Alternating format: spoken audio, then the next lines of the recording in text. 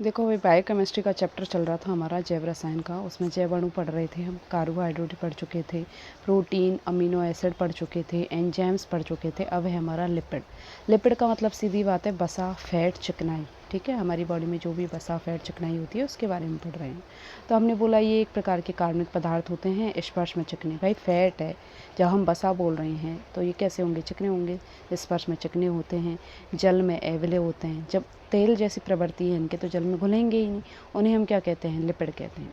ये Greek word लाइपोस से मिलकर बने होते हैं, जिसका अर्थ होता है फैट। ठीक है, वसा, तेल, मोम शरीर में ऊर्जा के मुख्य स्रोत होते हैं। चाहे वसा हो, तेल हो, चाहे मोम हो, हमारी बॉडी में ऊर्जा प्रदान करते हैं। अब लिपिड का वर्गीकरण देखते हैं। 3 प्रकार के होते हैं: सरल लिपिड, संयुक्त या विषम लिपिड और व्युत्पन्न लिपिड। सरल लिपिड जो होते हैं उसमें 2 चीज़ें पढ़नी है: प्राकृतिक वसा व तेल और मोम पढ़ना है। संयुक्त में फॉस्फोलिपिड और ग्लाइकोलिपिड पढ़ना है। पहला है सरल लिपिड। सरल लिपिड की बात करें, देखो सिंपल लिपिड है। सिंपल लिपिड का मतलब है जो एल्कोहल के साथ विषीय अम्लों के एस्टर होते हैं। देखो इस चीज़ को समझना है हमें। देखो पूरे वसा के टॉपिक में एक चीज़ हम समझ लेते हैं, उस पर ध्यान देते हैं। देखो ये हमने 11th क्लास में पढ़ा था कि जब एल्कोहल की अभिक्रिया कार्बोक्सिलिक अम्ल, ठीक है, किससे करा रहे हैं? कार्बोक्सिलिक अम्ल से कराई जाती है तो कराने पर हमें प्राप्त होते हैं एस्टर। ठीक है भाई, जिन्होंने 11th क्लास पढ़ी है उन्हें पता है ये 3 प्रकार के क्रियात्मक समूह हैं: एल्कोहल, कार्बोक्सिलिक अम्ल और एस्टर। जब एल्कोहल की अभिक्रिया कार्बोक्सिलिक अम्ल से कराई जाती है तो एस्टर प्राप्त होते हैं।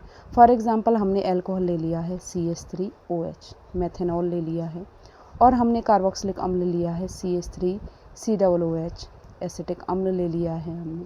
तो हम बोलते हैं कि यहाँ जो अम्ल होता है वो तो H+ त्यागता है और एल्कोहल हमारा क्या त्यागता है? OH त्यागता है। और क्या निकल जाता है हमारा? -H2। इस प्रकार से -H2 निकल गया। तो ये एक H और OH मिलके क्या बना दिया? H2 बना दिया, निकल गया। बाकी सबको जोड़ लो। जहाँ से टूटता है वहीं से जुड़ता है। यहाँ से टूटा है, यहाँ से टूटा है तो यहीं से जुड़ेगा। ये जोड़ दो, COOCH3। ठीक है, तो हमने जहाँ से टूटा वहीं से जोड़ा है। ये जो बंध है ये, इसको हम बोलते हैं एस्टर। ठीक है, ये पूरी चीज़ जो बनी है हमारी क्या हो गई है? एस्टर हो गई है। ठीक है, इसको हम देखना है। अब देखो सारी चीज़ इसी पे चलेगी। यदि किसी ने बोला मोनोहाइड्रिक एल्कोहल, मोनोहाइड्रिक का मतलब है जिसमें केवल एक OH समूह हो। ट्राईहाइड्रिक एल्कोहल, ट्राई का मतलब है जिसमें 3 OH समूह हो, एक साथ 3 OH समूह हो। हाइड्रिक का मतलब OH समूह, और 3 OH समूह वाला होता है हमारा ग्लिसरॉल। ठीक है, तो देखो अब हम यही पढ़ने जा रहे हैं। देखो इधर हमने बोला कि जो प्राकृतिक वसा होती है वो ग्लिसरॉल मतलब ट्राईहाइड्रिक एल्कोहल हो गया। बसीय अम्ल मतलब कोई कार्बोक्सिलिक अम्ल है, लंबी श्रृंखलाओं के होते हैं इसलिए बसीय अम्ल इनको बोल दिया जाता है। आपस में मिलकर 3 एल्कोहल हैं तो 3 एल्कोहल से 3 H2O निकलेंगे। यहाँ से कितने निकल जाते हैं? 3 H2O निकल जाता है। 3 H2O निकलेंगे तो 3 एस्टर बॉन्ड बनेंगे, ट्राई एस्टर बन जाता है, या उसको ट्राईग्लिसरॉल्डिहाइड कह दिया जाता है। वसा या तेल जो होती है हमारी किस अवस्था में होती है? द्रव अवस्था में, हम जानते हैं। मोम के लिए बात करें तो ये मोनोहाइड्रिक एल्कोहल होता है, मतलब एक ही OH समूह होगा लेकिन लंबी श्रृंखला के होते हैं, बहुत ज़्यादा कार्बन की लंबी श्रृंखला होती है। वही वशीय अम्ल से अभिक्रिया होती है और सिंपल एस्टर बनेंगे, क्योंकि एक ही OH है तो एक ही OH क्रिया करके एस्टर बनाएगा। इसका देखो हमने यहाँ क्या लिखा है, एग्जाम्पल है मधुमोम। मधुमोम का मतलब है मधुमक्खी से जो मोम प्राप्त होता है ना छत्ते से। मधुमक्खी से केवल शहद ही शहद प्राप्त नहीं होता भाई, मोम भी प्राप्त होता है छत्ते से, उसको हम क्या कहते हैं? मधुमोम। नेक्स्ट हम पढ़ रहे हैं संयुक्त या विषम लिपिड। हम क्या बोल रहे हैं? वसा अम्ल या वसा एल्कोहल। अब तक तो सरल लिपिड में यही था, वसा अम्ल और वसा एल्कोहल। इसके अतिरिक्त यदि अन्य समूह आ जाएं तो उन्हें हम क्या कह देते हैं? संयुक्त या विषम लिपिड। कि सरल लिपिड के साथ साथ कोई अन्य समूह ऐड हो जाए तो उसको संयुक्त या विषम लिपिड कहते हैं। 2 वर्गों में डिवाइड किया है, उन 2 वर्गों को पढ़ना है, फॉस्फोलिपिड और ग्लाइकोलिपिड को। देखो फॉस्फोलिपिड देखते हैं। फॉस्फोलिपिड की बात कर रहे हैं। फॉस्फोलिपिड कौन सा होता है? फॉस्फोलिपिड में वही एल्कोहल होगा, वही वसीय अम्ल होगा, लेकिन अतिरिक्त समूह के रूप में कौन होगा यहाँ पे? फॉस्फोरिक अम्ल और नाइट्रोजनी कार्बन क्षार। देखो हमने न्यूक्लिक अम्ल में पढ़े हैं भाई, नाइट्रोजनी कार्बन क्षार, प्यूरिन और पिरिमिडीन। प्यूरिन कितने भागों में डिवाइड होता है और पिरिमिडीन कितने भागों में डिवाइड होता है? ये कमेंट सेक्शन में तुम लोग लिखोगे यदि तुम्हें याद है तो। फॉस्फोलिपिड जो होता है कोशिका झिल्ली के संरचना निर्माण का कार्य करता है। ग्लाइकोलिपिड की बात करें, सेम वही बात है ये भी शर्करा के क्या होते हैं, वशीय अम्ल के एस्टर होते हैं। इसमें नाइट्रोजन क्षार तो उपस्थित होता है, लेकिन फॉस्फोरिक अम्ल क्या होता है, अनुपस्थित। उसमें फॉस्फोरिक अम्ल भी था, नाइट्रोजन क्षार था, इसमें नाइट्रोजन क्षार तो है लेकिन फॉस्फोरिक अम्ल अनुपस्थित है। ये मस्तिष्क में, वृक्क में, यकृत में, WBC में उपस्थित होते हैं। नेक्स्ट पढ़ रहे हैं व्युत्पन्न लिपिड। व्युत्पन्न लिपिड का मतलब जो सरल और संयुक्त लिपिड के जल अपघटन से प्राप्त होते हैं उन्हें व्युत्पन्न लिपिड कहा जाता है। जैसे वसा अम्ल, एल्कोहल, मोनोहाइड्रिक, मोनो या ड्राई, ग्लिसरॉइड या स्टेरॉइड या टर्पिन से हमारे जो प्राप्त होते हैं ये क्या है, व्युत्पन्न लिपिड हो गए। अब हम बात कर रहे हैं सरल लिपिड की रासायनिक संरचना। सरल लिपिड में वसा और तेल था और मोम था। वसा और तेल की संरचना की बात करें तो सिंपली हमने पढ़ा था ग्लिसरॉल की वशीय अम्ल के साथ क्रिया कराई जाती है तो ट्राइग्लिसराइड बनता है। तो ग्लिसरॉल की लंबी श्रृंखला युक्त वशीय अम्लों के साथ क्रिया कराने पर ट्राइग्लिसराइड बनता है, उससे वसा का निर्माण होता है। इसमें जो वसीय अम्ल होते हैं वो दो प्रकार के होते हैं, या तो संतृप्त या असंतृप्त। संतृप्त का मतलब है जिनमें सब में सिंगल बॉन्ड होंगे।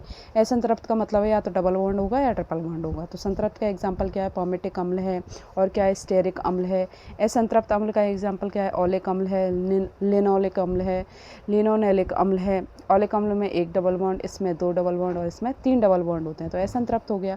वसा की बात करें, वसा में क्या होते हैं, संतृप्त वसीय अम्ल होते हैं। संतृप्त वसीय अम्ल के क्या होते हैं, ट्राइग्लिसराइड। और तेल में क्या होते हैं, असंतृप्त वशीय अम्ल के ट्राइग्लिसराइड। तो देखो क्वेश्चन आता है वसा और तेल में क्या अंतर है। वसा और तेल में समानता तो ये है कि दोनों सरल लिपिड होते हैं, लेकिन असमानता ये है कि ये संतृप्त वसीय अम्लों के ट्राइग्लिसराइड हैं और ये असंतृप्त वसीय अम्लों की।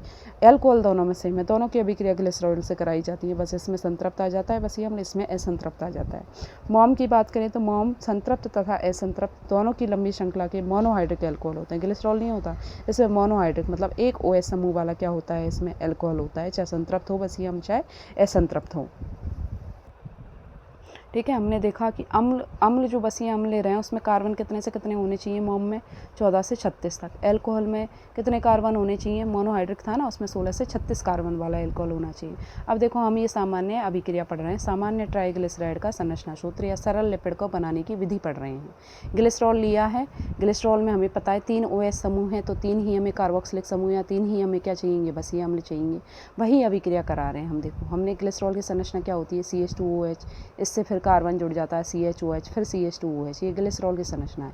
इन 3 OH से अभिक्रिया कराने के लिए हमने यहाँ क्या ले रखा है, वसीय अम्ल ले रखा है। वसीय अम्ल कैसे अभिक्रिया करेगा भाई, R-COOH, R-COOH, R-COOH और R-COOH।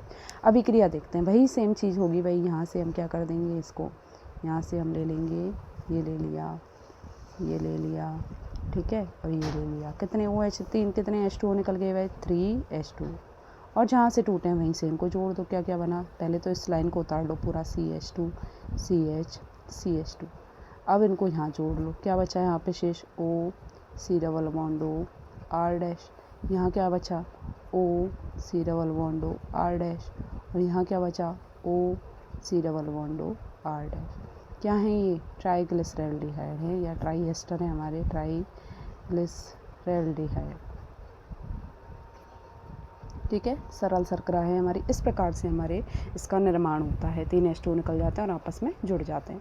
अब क्वेश्चन है कि वसा ठोस होती है और तेल द्रव होता है, ऐसा क्यों होता है। क्योंकि वसा में हमने जस्ट पढ़ा था अभी कि वसा में संतृप्त वसीय अम्ल होते हैं जो कि टेढ़ी मेढ़ी संरचना में चतुष्क रूप में एक दूसरे में संगठित हो जाते हैं, सघन हो जाते हैं, इसलिए वो ठोस अवस्था में होते हैं।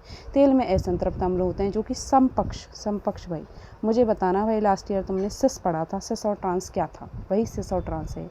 सिस संरचना के कारण इनका जो संकुल है वो सघन नहीं हो पाता है, इसलिए ये क्या हो जाते हैं द्रव, मतलब ये तो फिक्स हो जाते हैं एक दूसरे में कि भाई ऐसे यदि लाइन होगी ना इनकी तो इस तरीके से एक दूसरे में फिक्स होते रहेंगे, ऐसे सघन लाइन बनाते रहेंगे इस प्रकार से।